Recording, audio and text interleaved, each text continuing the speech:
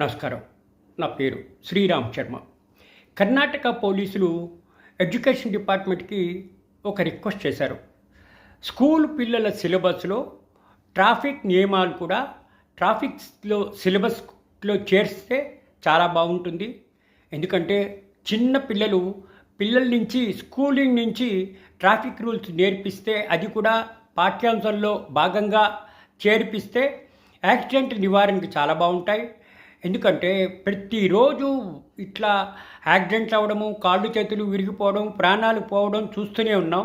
కొత్త వరకైనా మనం నిరోధించవచ్చు. చిన్నప్పటి నుంచి కూడా ట్రాఫిక్ నియమాల గురించి వాళ్ళకి ఎడ్యుకేట్ చేసి అవేర్నెస్ క్రియేట్ చేస్తే చాలా బాగుంటుంది అని చెప్పేసి రిక్వెస్ట్ చేసింది పోలీస్ డిపార్ట్మెంటు కర్ణాటకలోని ఎడ్యుకేషన్ డిపార్ట్మెంట్కి.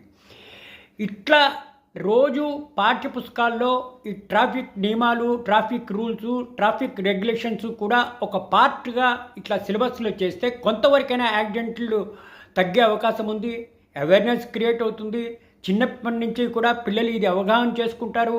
ఎట్లా ఫాలో అవ్వాలి రోడ్ సేఫ్టీ రూల్స్ అని అందరూ అనుకున్నారు. కాబట్టి ఇది ఒకవేళ ఇట్లానే పోలీస్ డిపార్ట్మెంట్ రిక్వెస్ట్ చేసిన రిక్వెస్ట్ని గవర్నమెంటు ఒప్పుకుంటే ఈ విధంగా బాగుంటుంది. స్కూలింగ్ నుంచి కూడా రోడ్ సేఫ్టీ రూల్స్ అందరికీ పిల్లలకి తెలుస్తాయి. ఇది దేశంలో ఉండే అన్ని రాష్ట్రాలు కూడా ఇదే విధంగా ఫాలో అయితే కొంతవరకైనా రోడ్ యాక్సిడెంట్స్ని నివారించడానికి బాగుంటుంది అని అందరూ అనుకుంటున్నారు. కరెక్టే. మరి కాళ్ళు చేతులు విరిగిపోవడము, ప్రాణాలు పోవడము, అనాథలైపోవడం మనం రోజు చూస్తూనే ఉన్నాం ఈ యాక్సిడెంట్స్లో.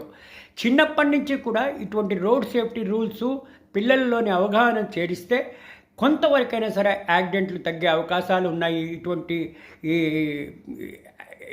యాక్సిడెంట్స్లోని కాళ్ళు చేతులు విరిగిపోవడం అన్నది కొంతవరకైనా తగ్గుతుంది అనే సదుద్దేశంతో అందరూ అనుకుంటున్నారు.